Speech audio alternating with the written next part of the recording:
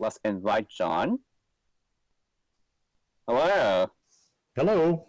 Am I in the right place? Hello. You are in the right place, in the right time. That's great. We have many audience from all around the world. I don't know whether we should say like good morning, good afternoon, good evening, but they're still working really hard to make their own company in the Web3 space. So have you prepared some material to share? I don't have any slides to present, so I can certainly talk a little bit if you'd like me to open up and just give you a little background. Yeah, why don't we make it like a bit more like interactive? That's I'll great. make it very casual, like chatting with a new friend. And then you guys, you know what to do, right? Put all the questions in the chat bot. You can raise your hand. You can put emoji at the same time. Yeah. So first of all, why don't you introduce yourself a little bit? Yeah, so my name is John Engates, and I am currently field CTO at a company called Cloudflare. I assume many people have heard of Cloudflare, but if you haven't, it is a company that is in the web performance and application space. Primarily, the company was known for preventing DDoS attacks, helping companies protect their websites, scale their websites. Historically, that's really where the company was founded, but over time, it's jumped into other areas, and we'll talk more about that. My background before Cloudflare, I've been with the company for about a year. Prior to that, I worked for a large telco called NTT. I was in CTO there. Where I really built my career was at a company called Rackspace. Rackspace was a hosting and cloud computing company. I started there in 2000. So during the dot-com era, back when everything was growing and a little bit crazy, I started at a company called Rackspace. I was CTO there for almost 18 years, and we built a very large infrastructure as a service business. This was kind of, think about it like the AWS before AWS. This is where companies came to build their startups. So we got numbers of companies coming through Rackspace in those days. YouTube, for example, was founded on top of Rackspace infrastructure. So we really got to see startups build their business, and we got to work with them over many years. And I really joined when Rackspace was a startup. So I've really been involved over many years with companies at various stages of growth, from very small to very large. So that gives you a little background on who I am. I live in Texas in the US, and it's early morning here, but I'm glad to be with you and excited to participate today. Cool. I really like your whole energy. I mean, actually many people retire because, I mean, they found a company and they exit and they got some money to actually run. And you really have the passion in your whole life to really help developers to build something really cool to serve the world. Since you are one of the really pioneer in the cloud computing, what are the ups and downs? How cloud computing has evolved so far in the past 20 years?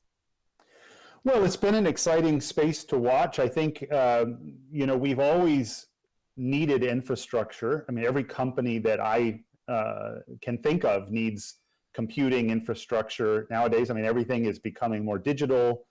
Most companies are building, nowadays, especially in the tech space, I mean, everything is moving to a cloud-based model because people don't want to invest their capital into building out their own data center or buying equipment. I mean, that was the way that startups were built in the early days, is they would get their investment from the venture capital firm, and they would go out and buy potentially millions of dollars worth of hardware. And at that point, this is even before they have any real revenue, they're already spending money on servers and equipment. And I think sometimes companies got ahead of themselves and would look at the equipment as the interesting part of the equation, when really the customers and the revenue and the business should be the interesting part. And I think cloud has given so many more companies access to go experiment and try things. And in many cases nowadays, you can try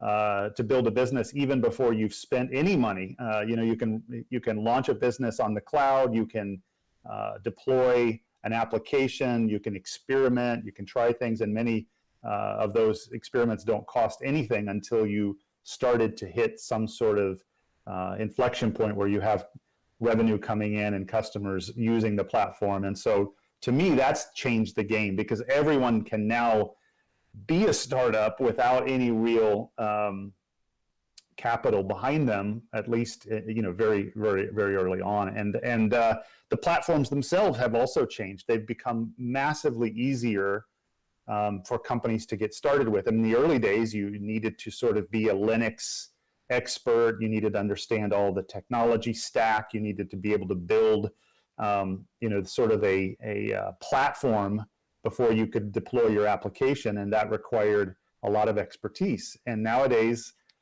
you can go to the web and you can ask Google or ChatGPT or any number of online services, how do I build this? How do I write this? How do I code this?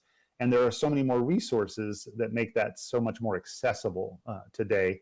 And so that's exciting part for me is really the accessibility that cloud and the tools around cloud have made for companies to go start businesses. That's huge, really amazing transformation over the last couple of decades. Exactly. I mean, like, no developers nowadays can escape from cloud computing, basically, in short, right? Right. So when I ask other mentors, I usually ask about the next 5 years forecast. But for you, I ask a bit longer. What's kind of the mid-term horizons for cloud computing in the next 10 to 15 years? What are some breakthroughs that may be now in research, but maybe in mass adoption in 1 or 2 decades' time?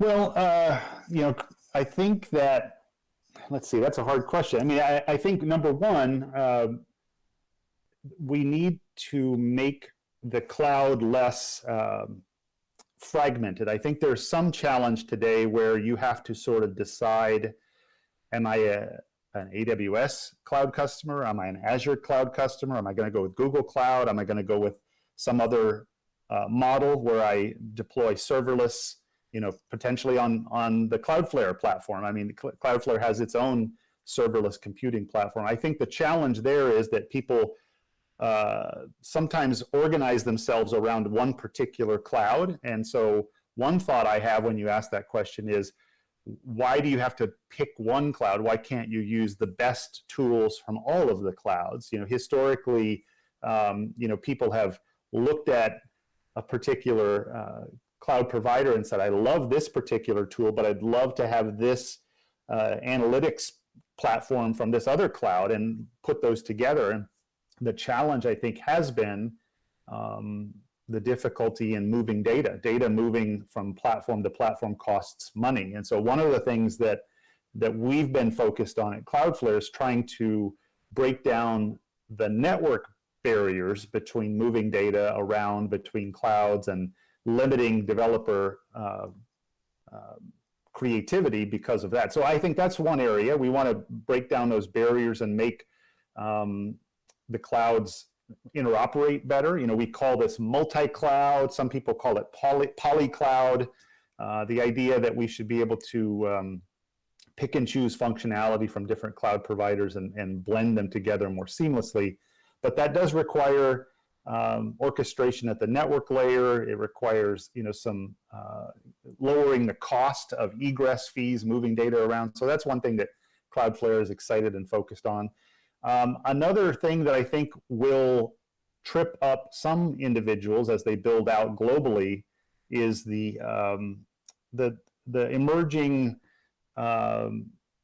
sort of privacy regulations and privacy requirements in different countries. We think that another area that cloud needs to solve is helping companies adhere to the privacy regulations and requirements of different countries more automatically, not something where every developer has to know every single requirement in a new country they want to operate in. And we should make that more built into the platforms. And so data needs to live where data is required to live, and data should only move where it's allowed to move, and individuals need to be identified a little bit more closely with their location and the requirements around their location. So that's something we're thinking about.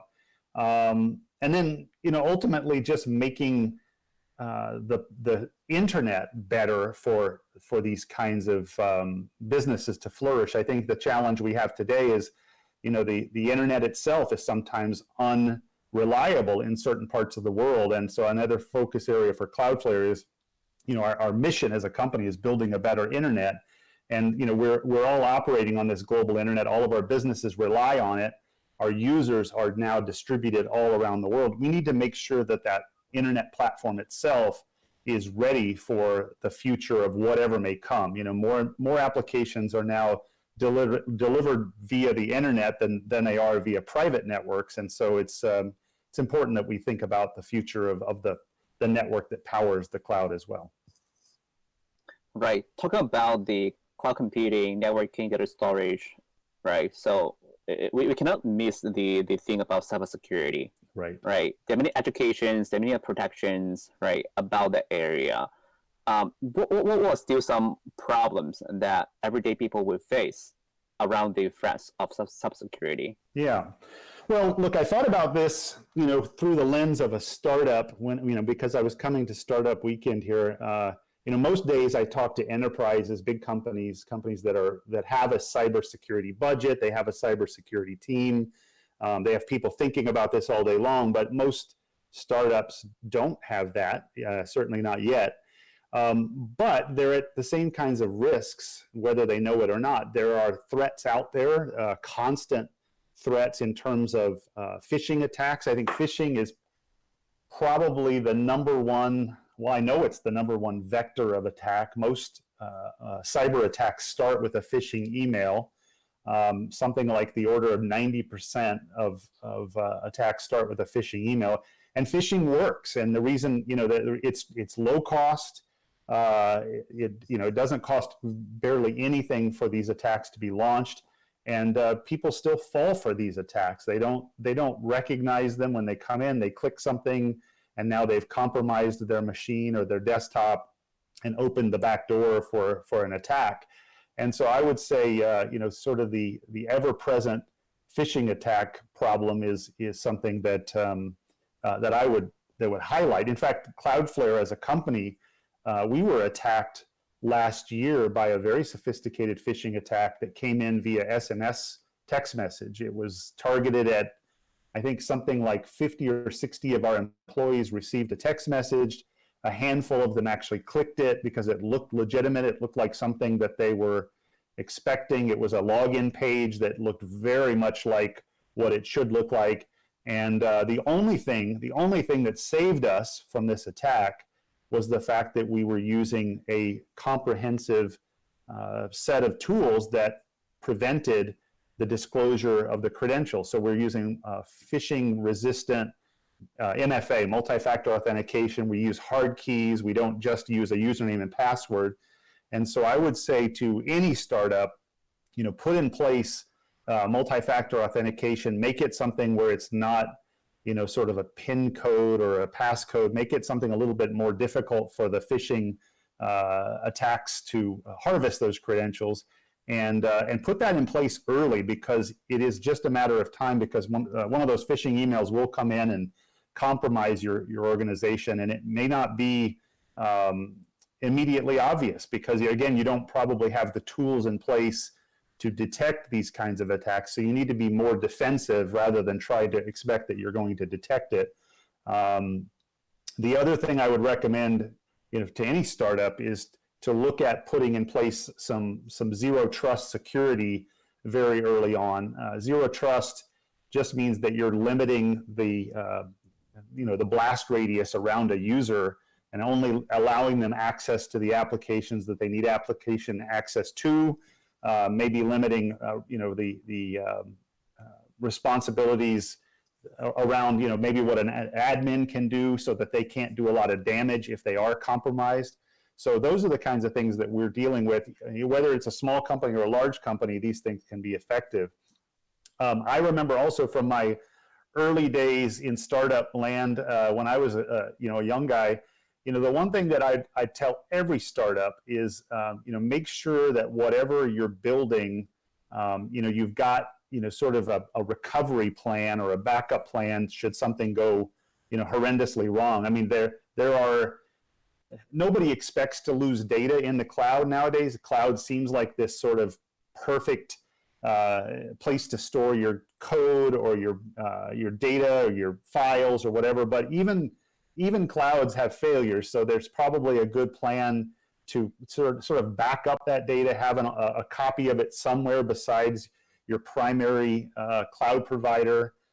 Do a backup once in a while of that data and have it stored somewhere else, because you never know what might fail or when it fails. And even the biggest cloud providers have a bad day, and so it might be helpful to have a mitigation plan in place. Right. I mean, there's also still some news, like I think like this week, from big firms like T-Mobile or tech firm Mentorship. There's some data issue of them being hacked, right? Yeah. It seems like it's nonstop, right? Yes. How can big companies like more like good reputation companies prevent themselves from being attacked, or how can they handle the post attack Right. more like friendly towards the customers and the general public?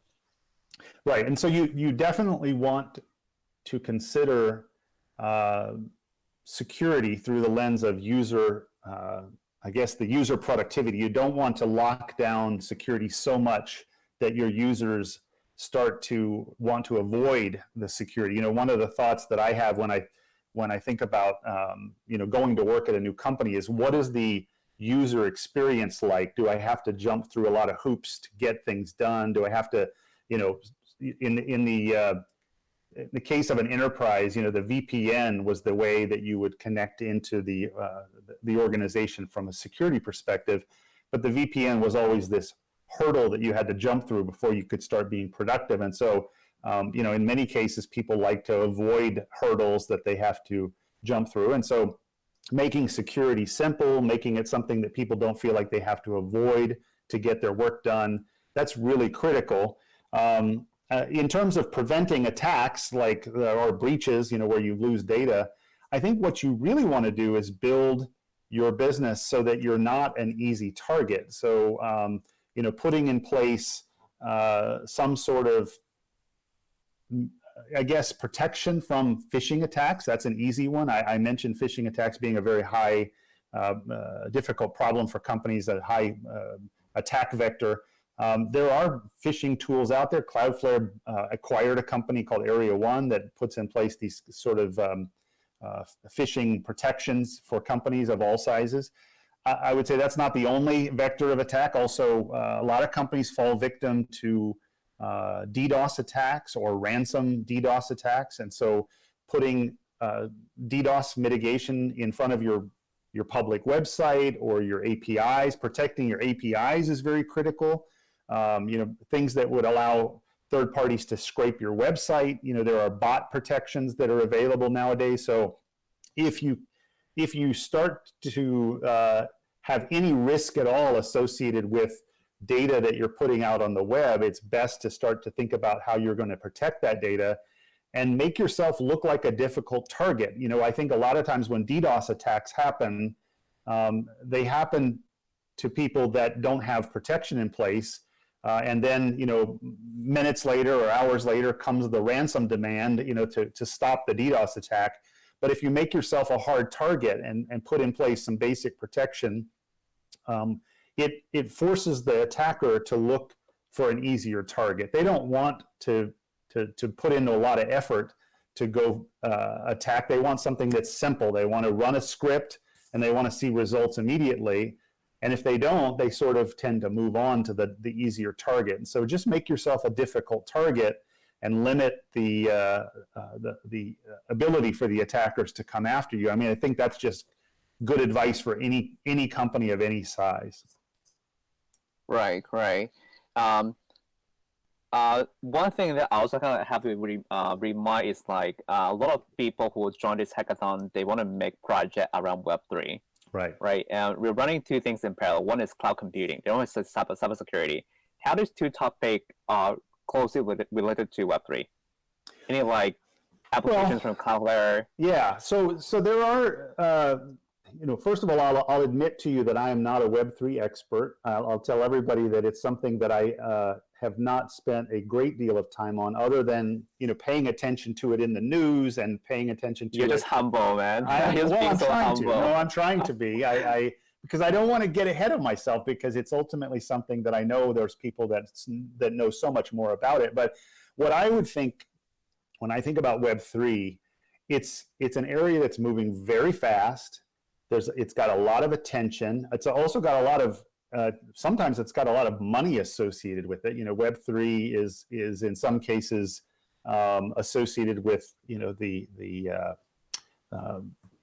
cryptocurrency. I think that's an area where it's just ripe for abuse if people have not put in these kinds of protections in place. I mean, we see these kinds of things in the news all of the time, where a platform is breached for one reason or another. It's not always somebody.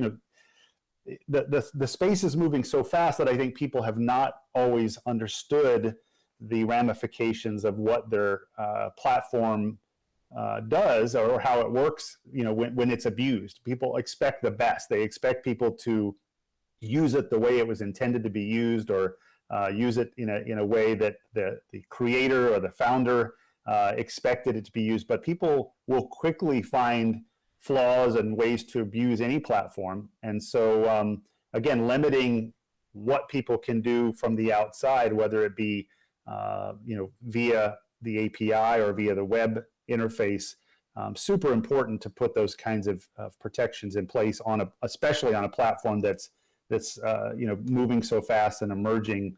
I think another area that Cloudflare has sort of paid attention to in terms of Web3 is sort of the area where Web3 meets Web2. I think we have to continue to make it accessible to folks, and I think ultimately we're going to continue to invest in places where we can add some value in terms of our distributed network and the way that we expose applications securely to the broader internet. But I don't know if I can really speak to the future of Web3 in that context much more than that I've already done. Right. Let's go a bit beyond the Web3. So you also have a bit experience or the insight working with companies, let's say with the connected devices, self-driving cars, drones, AI, just name a few, right? How cloud computing position in the new technologies? Well, I think for me, any new emerging technology,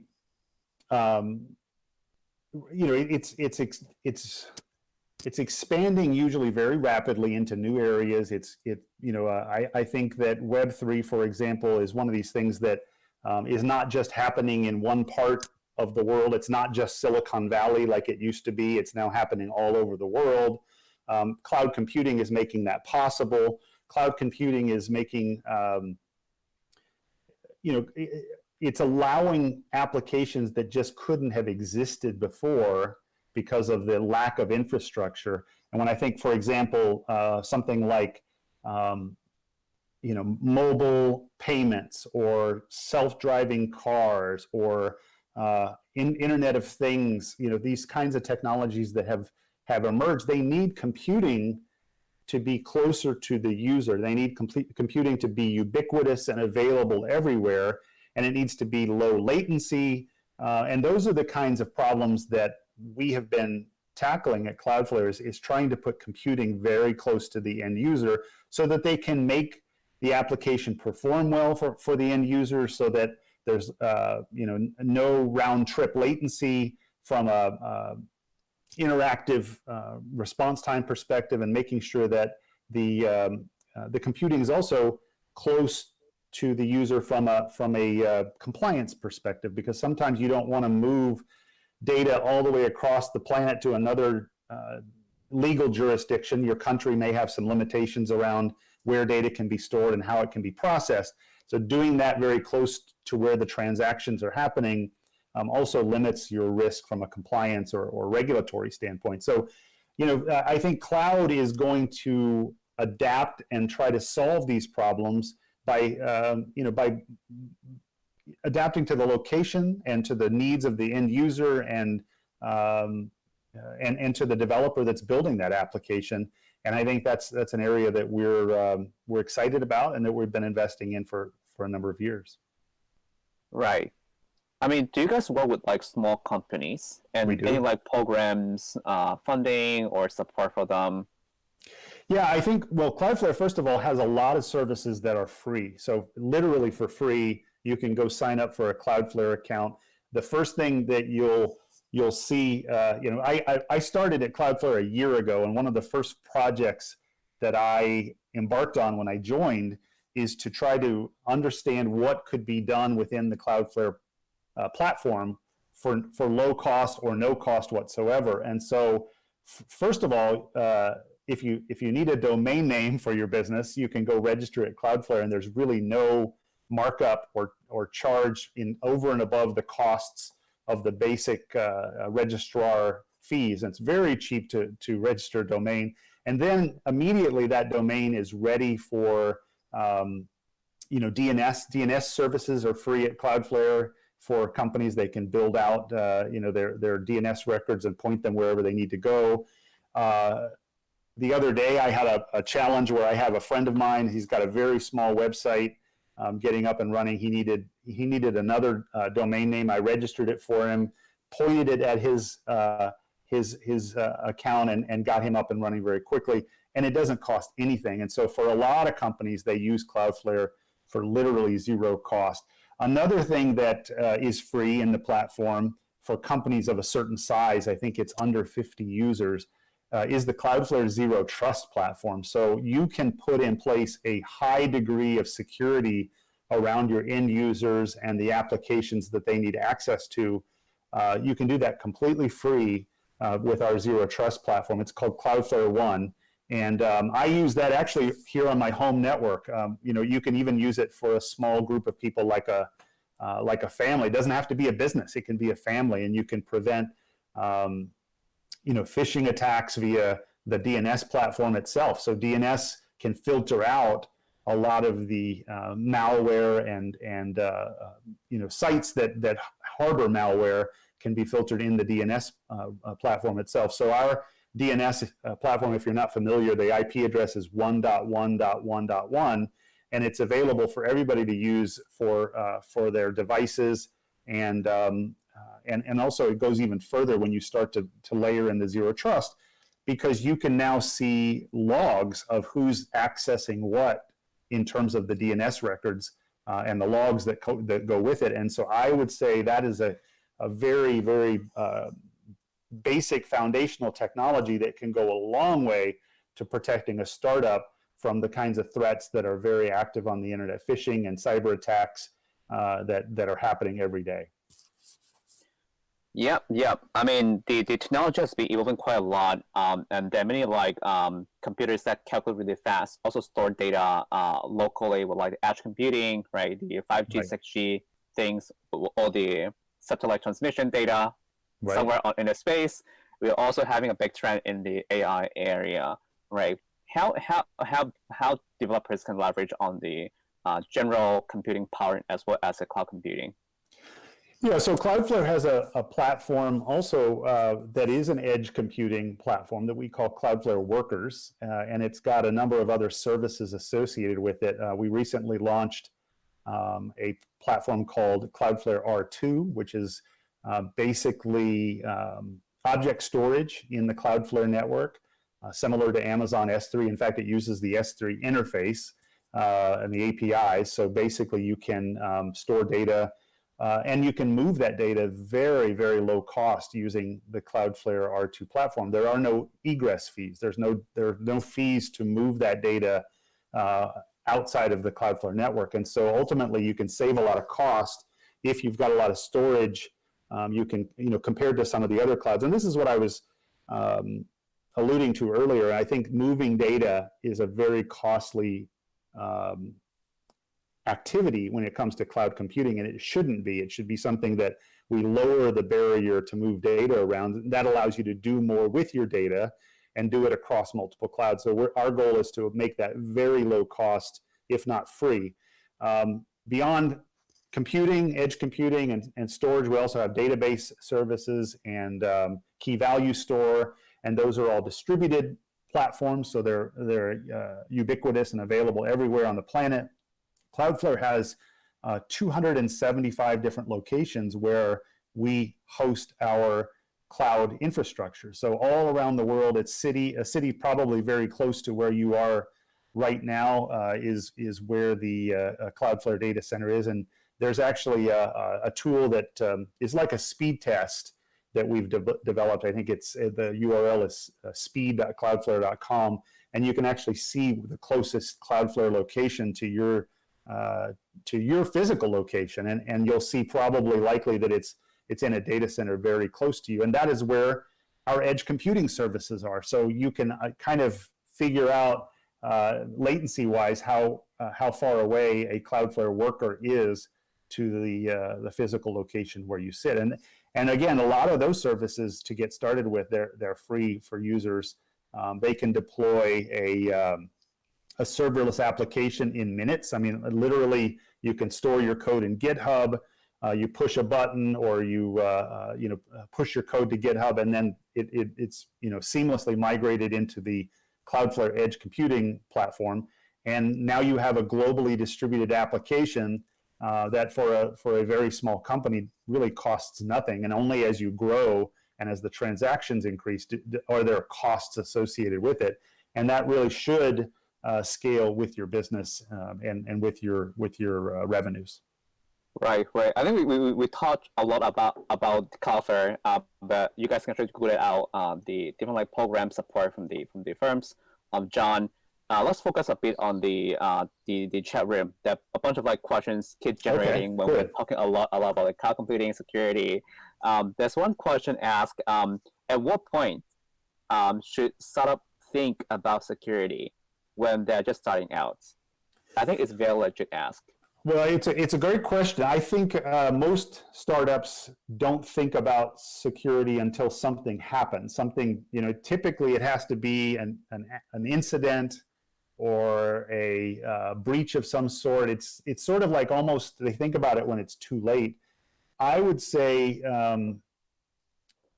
start thinking about it before you've exposed anything to the public internet, as even before you've put something out there for other people to look at. Think about how you've exposed it, from a security perspective. How could people abuse it? How could they take advantage of your business, steal your data, maybe plant some malware early on that you're not aware of. Also think about, as you're going through a process of hiring people, onboarding new employees, bringing new people into your fold. How are you securing your company and your data from employees that may be malicious and may join your company? I mean, we're all working remotely and typically with global workforce nowadays, and so you may not know the person very well. And how are you going to limit their access or limit your risk to an employee? And it might not even be a malicious employee. It might be an employee that is doing something for you, but somebody has breached their machine. Unless you're supplying computers to everybody on your team, maybe they're doing the bring your own device model, and they've got their own laptop or their own devices that they're using. What is the risk associated with that device? What's on that device? How has it been maintained? Is it up to date in terms of the latest patches, or is somebody going to sending a phishing email could open up that machine to expose your whole network? And again, this is something that I would encourage any startup. Start thinking about limiting the risk from a user or device perspective, because that is the biggest risk to your company is somebody taking advantage of one of your employees and using it as a backdoor to get into your environment. I know a lot of companies use the major cloud providers. They sometimes put in place access lists to limit access to those cloud provider resources. But access lists, these are just basically firewall filters. They're not very dynamic. They don't change, very frequently unless you're sort of implementing these things. They're not automatic by any means. And so going beyond access lists and doing something that's a little bit more based on the identity of the user, based on the condition of the machine itself. Has it been scanned recently for malware? Is it meeting all the requirements? Those are things that sound complicated, but again, the tools are there today for even the smallest startup to put in place a lot of these kind of protections and do it long before there's any real risk to the company. And I would say get started with that immediately. Good advice. Very good advice. Yeah, since we're hosting the last mentor of today, I think we just open up for the whole floor to raise your hand, and then I'll ask you to unmute, and then you can interact with John. How does it sound? If you want to ask any question, it's just me putting it from the chat box, the chat room. Why don't you guys raise your hand and then just talk with John face to face? So you can raise your hand. If you're not raising your hand, then I'll also yeah, sure, go ahead. Yeah, hi. I'm organizing member itself. So, by the way, I work in security. So when we say cybersecurity, right? So we have so many things in cybersecurity. It's just not one thing. So it has data protection, it has cloud security, it has data privacy, whatnot. So for a startup who wants to be so much lean and they're very starting stage, they do not have enough money to think about how do they come up with the idea itself, because they have to pay some money for developers, they have to think about designing, they have to think about validation, all that, right? So what kind of solution or something which help them to start securing their startups early on by themselves instead of hiring someone, because it's again money for them? Right. So what's take on that from your side? Yeah, well, I think again, the thing that I mentioned earlier when I first joined the company was I started to put in place a zero trust architecture for my home network. And I would do that if I was starting a startup tomorrow. Before I allowed any user to access any tool or any application, I would make sure I was verifying their identity. I would set up some basic, some place to store identity, whether that's a directory service on one of the major cloud providers, any identity store. Just don't allow employees immediately to go hit your resources directly. You need to put some sort of security around the user, protect the user, and then make sure your applications and the tools that they're accessing are somehow also protected and logged. Having logs is a key aspect of doing any kind of an investigation. If something were to go wrong or you need to track down who did what, how are you going to do that? How are you going to access those logs if you have no idea who's connecting to what resource and when and from where?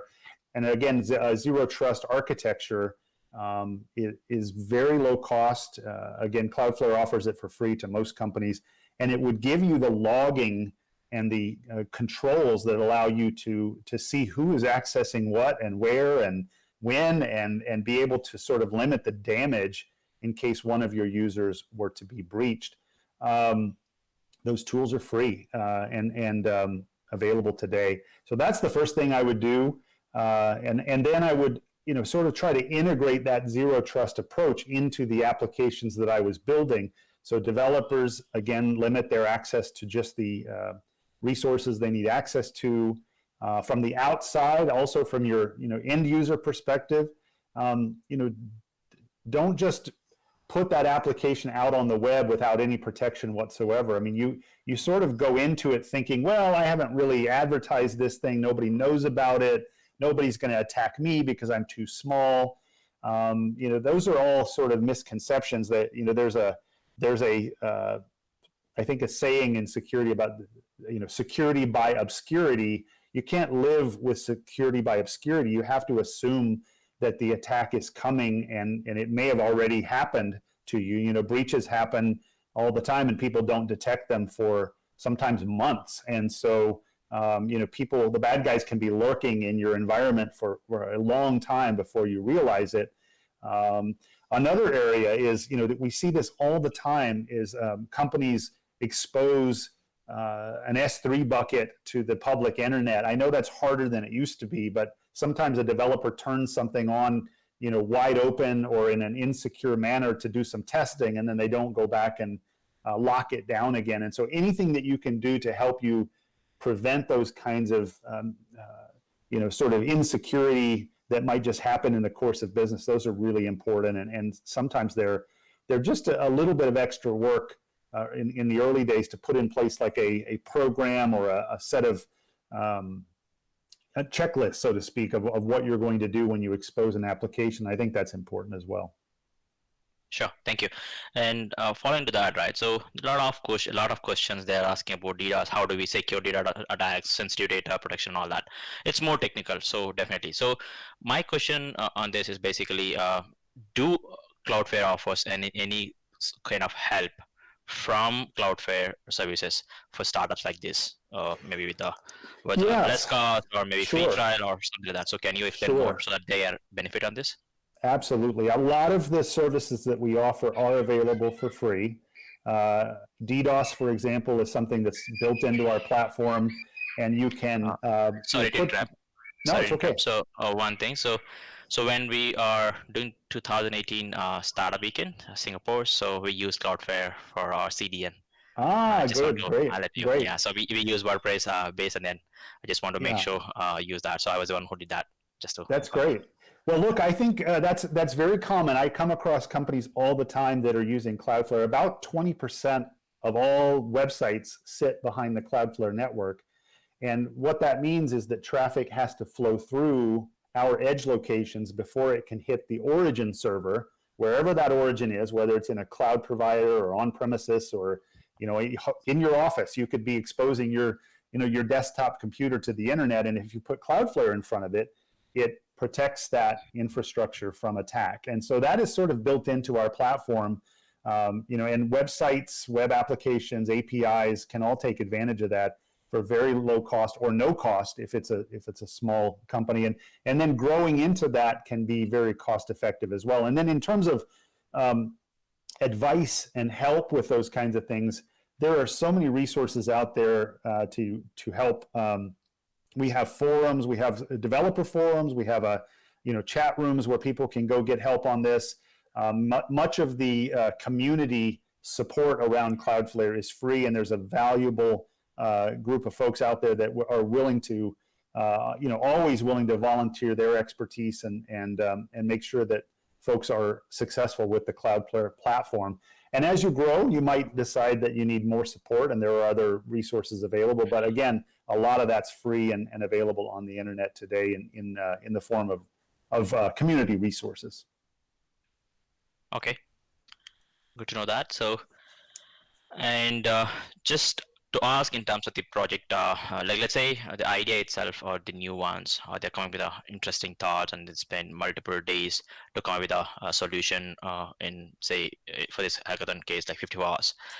How do they protect their idea intellectually, like based on the security perspective? So what do you take on that? Like, because one of the user is asking on that aspect. I sort of lost the first part of the question, so I'm sorry. I moved the window and I lost my train of thought. It's okay. So we are coming with a new idea which is never been implemented anywhere. It's a new thing altogether, maybe on Web3 or anything in general. And they know this is going to work out, definitely like a unicorn or something in the future. Yes. But how do they protect with respect to security? Because it's happening on a hackathon. You have hundreds of members or thousands of members watching it, and they can also duplicate it. Right? How do they protect as for the security perspective? What do you think about it? Well, I think ultimately we want to protect our application. We want to protect our data. We want to protect our brand, the integrity of our brand. All of those things are done with tools that we've already talked about. So protecting your website from bots and from cyber attacks on the outside, coming in via the web or the internet, protecting our APIs, protecting our users, from threats, protecting our data, making sure that wherever it's stored, we've thought about making sure that that data doesn't leak or get breached in some regards, because ultimately the data is probably the most valuable asset. Your code, making sure you've thought about where your code is stored. I mean, that people have actually lost their code before because they've exposed it to the internet, either in a code repository or some other mechanism, and people steal their code, and it sort of causes a huge damage to a business if that happens. And even if it doesn't immediately allow somebody to to steal data, it at least it breaches the integrity of your company in the eyes of your users, because your users now no longer trust you. They don't believe in you, and that is a huge damage to any company if you lose trust from your users. And so I think think about where the valuable assets you have are stored, and how somebody might target those assets. The easiest way in is via a user that's already authorized. Again, that's where phishing really is a huge challenge, a huge problem, and make sure that you've figured out how to mitigate that, because that is probably the way that they're going to come and attack you. They're not going to brute force their way in. That's too hard. They're going to use the easiest way in, which is an authorized user. They're just going to find a way to compromise that user. If you can somehow limit your users from using the same machines for their work and their personal, I mean, that's a huge win. I mean, I actually use a machine that I'm sitting in front of that's only for my work, and all my personal stuff are on other machines, and that limits the exposure as well. I don't think people think about that too much, because they're just going about their lives and doing their work and flipping from their personal life to their work life. But if you can limit that risk just by having a machine that's only for work, it can be a huge win in terms of security, because it limits what kinds of attacks are going to make their way into that environment. I can't, on this machine I'm sitting in front of, I can't receive any personal email. I can't receive any personal text messages. So the only thing that's coming into this machine is via, sort of official channels. And, it sounds like it might be difficult to implement, but it's probably, in the grand scheme of things, a pretty simple mitigation step that even a startup could do. Understand. Thank you for that. And just a very basic question overall. So the companies like Cloudflare, right, got hacked, and somehow you have a strong, robust network in place so that you're able to come out in it. And think about a startup, right? They spend years, maybe 1 or 2 years at least, to think about idea, build some prototype, validate it, and make some business out of it. But one fine day, some hacker hacked completely. Yes. Right? They don't have any control on that. And how do they overcome with it? How do they admit? So what do you think they should do the next? Well, I think the number one thing you have to realize is that if you are breached in some way, you have a duty to your customers to notify them about that. I mean, I know it's going to hurt you to do that. I know it's going to be embarrassing. I know it's going to feel like you're risking your company, but you're risking your company in a bigger way if you don't admit to it, if you aren't transparent. So transparency, I would say, be as transparent as you can, as soon as you can, about what's going on, because the real damage is done when you try to hide it, or when you try to sweep it under the rug. And so you need to be very transparent with your users. Many times, the more transparent you are, the quicker they will forgive you, the quicker you can get back to doing business. So put a blog post up immediately, tell people what's going on. This is the lesson I've learned at every company over the years, is communicating with your users regularly, transparently. I would urge you all to go look at the Cloudflare blog. It's where we post all of our new product announcements, but it's also where we post any kind of cyber event that happens at our company. There was one last year that I mentioned when we were attacked with the phishing via SMS message. I think if you Google search Cloudflare phishing SMS, you'll see a blog post that details what happened and how we responded.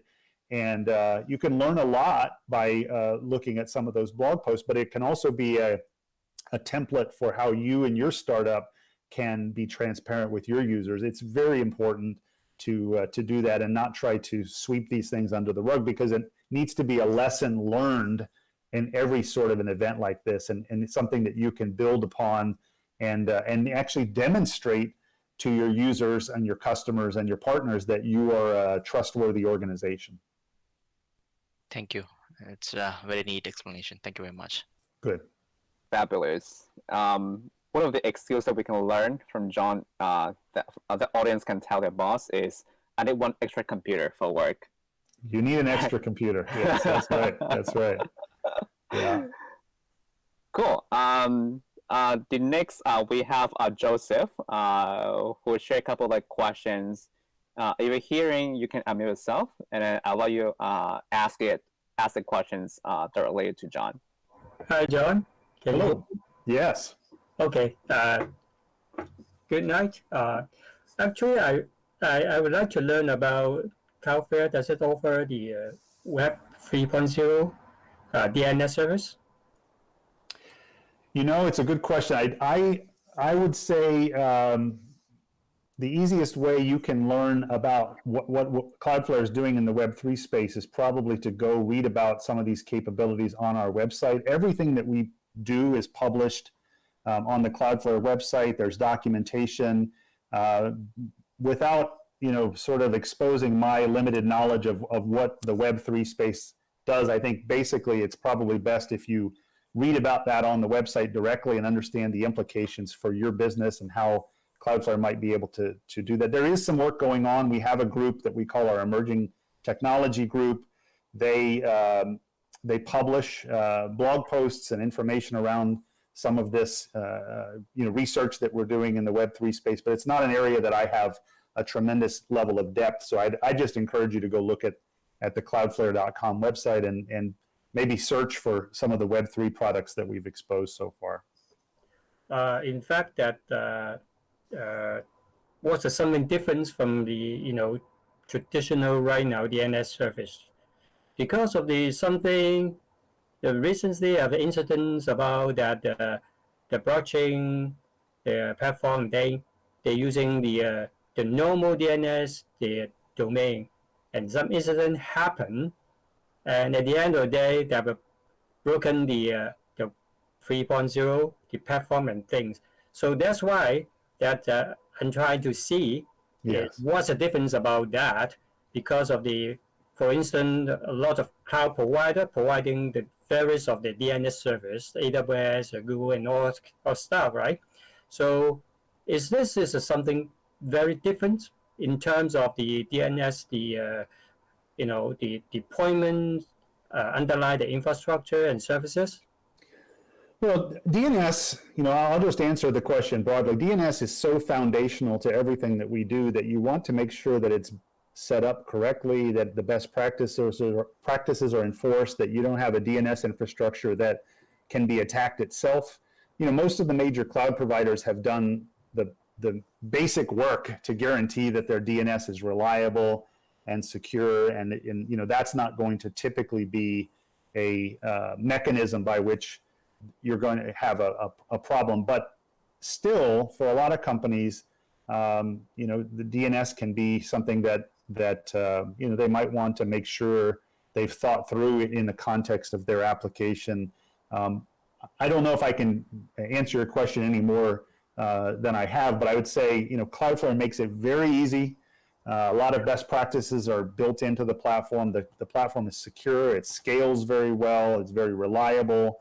It's globally available. So DNS services are literally close to the end user at the edge of the internet. We use an Anycast network, so responses come from a very nearby source, and so your DNS is highly performant as well.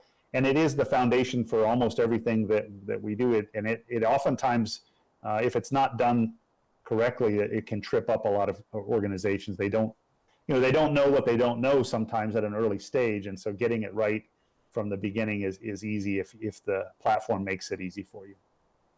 Okay. Well, my last question is also the DNS.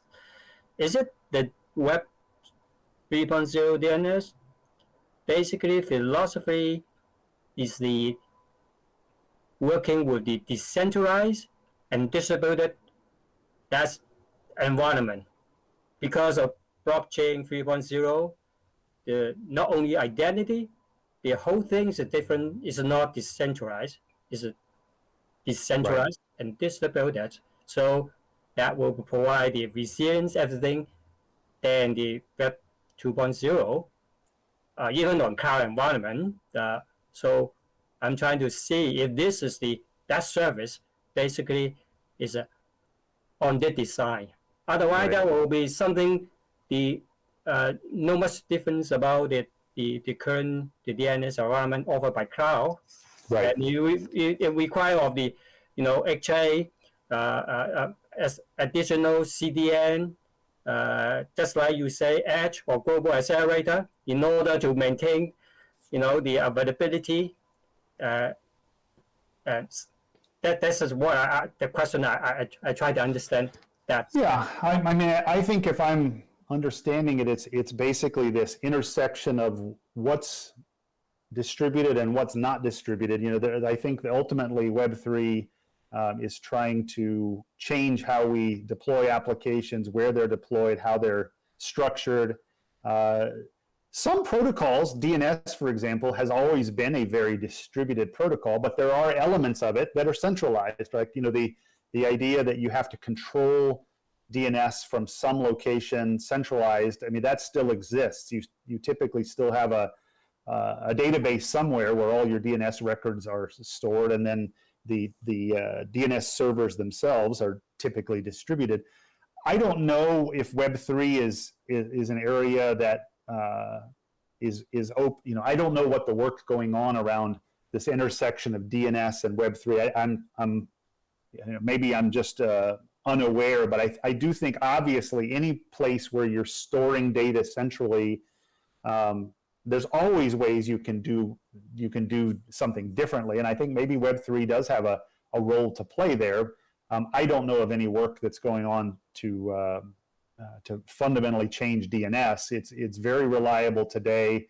Maybe over time we start to see opportunities to start to distribute more of that, but today it's fairly distributed as it is. Thank you, John. Sure. Good to have some interactions from the audience. That's asking the thing that really care, right? Eventually, your advice really help them to build a project that can be a next unicorn or become your client, right? To on the way to make something happen to change the world. Right. To really end today's sections, we have been talking 6 hours really straight with experts in different areas. Let me pick one question to end the whole section with John.